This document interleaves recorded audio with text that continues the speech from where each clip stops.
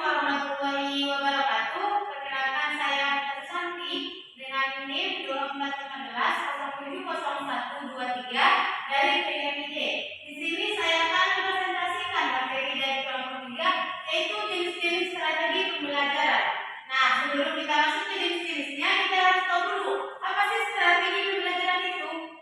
Nah, secara sederhana, strategi pembelajaran adalah rancangan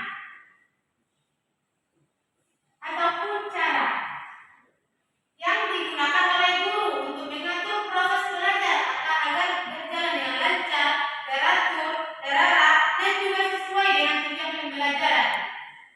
Strategi pembelajaran juga tidak hanya membahas tentang bagaimana guru menyampaikan materi, tetapi bagaimana cara guru memilih kegiatan pembelajaran, memilih media yang akan digunakan, mengatur interaksi di kelas, dan juga melakukan evaluasi terhadap hasil belajar.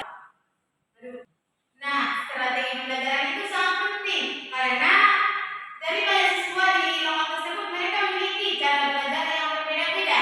Ada yang paham melalui penjelasan saja, ada yang paham melalui audio, ada yang paham melalui praktek, ada yang paham juga melalui diskusi dari kelompok. Nah, contohnya seperti pembelajaran tentang siklus air di kelas 5 SD. Guru tidak akan langsung menjelaskan tentang pengertian dari siklus air, tapi guru akan meminta jawaban siswa dan memberikan pertanyaan, kenapa bisa turun hujan? Nah, siswa akan menjawab karena awan gelap, karena ada petir, dan lain sebagainya. Kemudian guru akan menunjukkan gambar tentang siklus air tersebut dan mengajak siswa berdiskusi supaya mereka paham dengan apa sih pengertian dari siklus air tersebut. Nah, setelah siswa paham dengan apa yang dinamakan dengan siklus air tersebut, kemudian guru menyuruh siswa untuk menjelaskan kembali pengertian dari materi tersebut dengan bahasa mereka sendiri.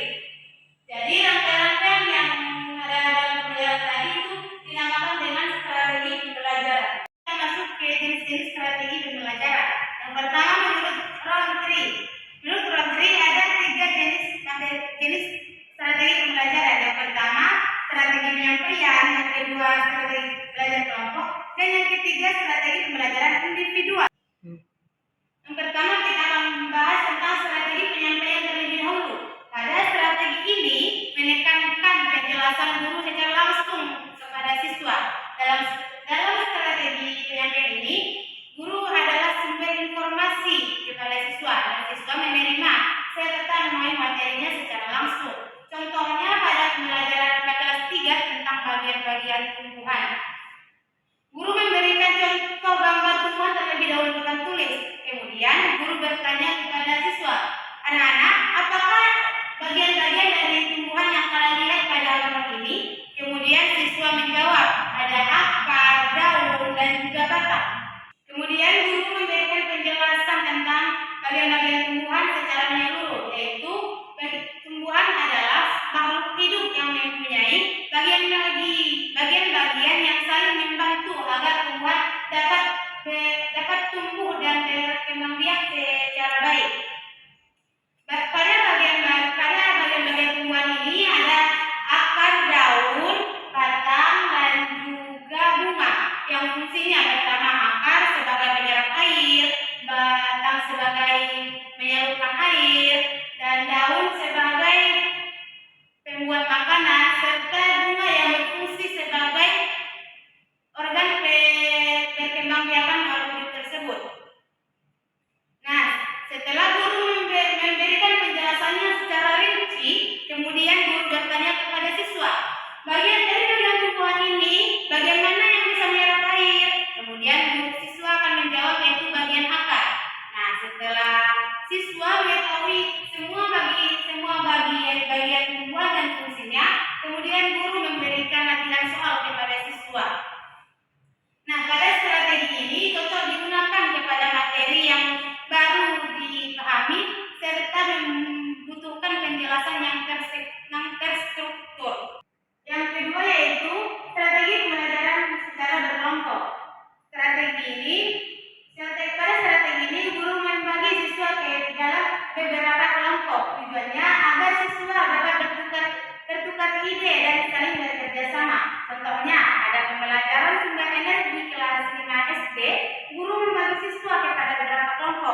Contohnya kelompok pertama membahas energi matahari, kelompok kedua membahas energi air, kelompok ketiga membahas energi angin, dan kelompok keempat membahas energi listrik. Nah, tugas setiap kelompok yaitu mencari pengertian, apa fungsinya, dan bagian-bagiannya. Strategi kelompok ini berfungsi sebagai setelah tiap kelompok mengetahui apa saja fungsi dari sumber-sumber energi tadi, mereka mempresentasikan hasil dari diskusi mereka sendiri. Strategi ini berfungsi agar siswa mampu bekerja secara kelompok dan mengungkapkan pendapat mereka. Lalu yang terakhir ada strategi pembelajaran individual. Strategi ini menekankan kepada kemampuan masing-masing siswa. Contohnya ada pembelajaran seni budaya. Pada materi poster, guru menjelaskan tentang apa itu poster. Poster adalah media visual untuk menyampaikan informasi melalui gambar atau tulisan-tulisan menarik.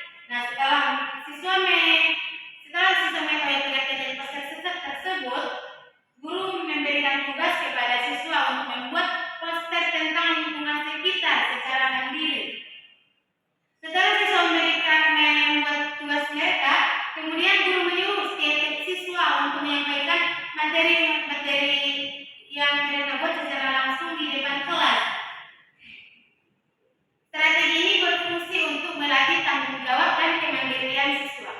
Seterusnya kita masuk ke jenis strategi berdasarkan pengolahan materi. Yang pertama, strategi pembelajaran deduktif. Strategi ini menekankan penjelasan guru dari konsep yang umum terlebih dahulu, kemudian menuju contoh-contoh yang khusus. Contohnya pada pembelajaran PKN kelas 4 pada materi hak dan kewajiban, guru memberikan penjelasan. Hak adalah sesuatu yang layak kita terima, sedangkan kewajiban adalah sesuatu yang harus kita lakukan dengan merasa penuh tanggung jawab. Nah, setelah guru menjelaskan tentang konsep tersebut, guru bertanya kepada siswa, apakah hak kalian di sekolah? Kemudian siswa menjawab, yaitu menerima materi dan menggunakan fasilitas belajar. Dan kemudian guru bertanya lagi, kalau kewajiban? Siswa menjawab, yaitu menjaga kebersihan dan juga menaati aturan sekolah. Nah, dari contoh tersebut, siswa memahami konsep dari penjelasan terlebih dahulu. Nah, alur dari deduktif ini adalah yaitu konsep terlebih dahulu, baru menuju contoh, kemudian siswa menemukan pemahaman.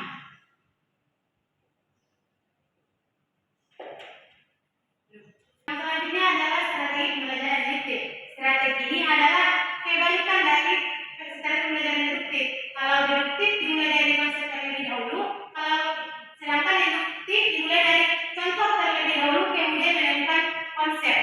Nah, contohnya pada pelajaran IPS yaitu materi ekonomi, guru menunjukkan gambar di depan tulis, yaitu gambar pedagang di pasar, petani yang ada di sawah, dan juga nelayan yang sedang menangkap ikan.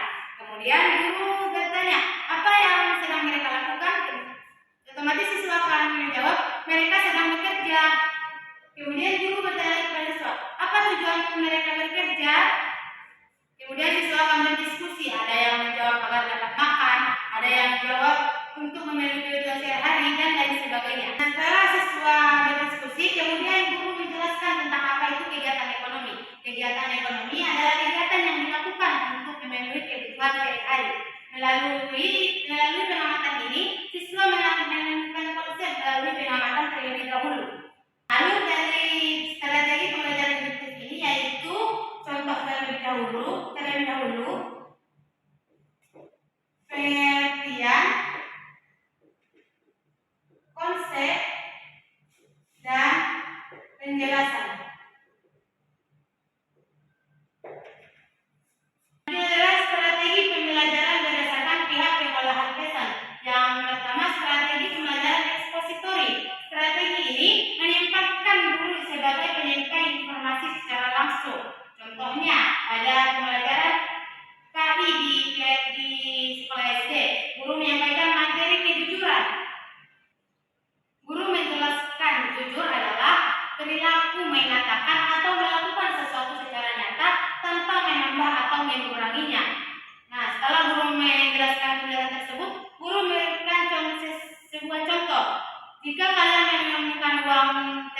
di dalam kelas, apa yang akan kalian lakukan? Kemudian siswa berdiskusi dan guru mengarahkan diskusi tersebut. Strategi ini membuat penyampaian materi lebih jelas dan terstruktur. Yang kedua adalah strategi pembelajaran heuristik. Strategi ini menekankan kepada keaktifan siswa dalam menemukan jawabannya sendiri. Contohnya pada pembelajaran IPAS tentang lingkungan kebersihan.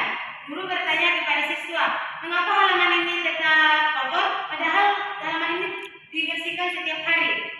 Kemudian siswa mulai berdiskusi dan mereka menemukan penyebabnya seperti kurangnya tempat sampah, masih banyak siswa yang membuang sampah sembarangan, dan kurangnya jadwal piket.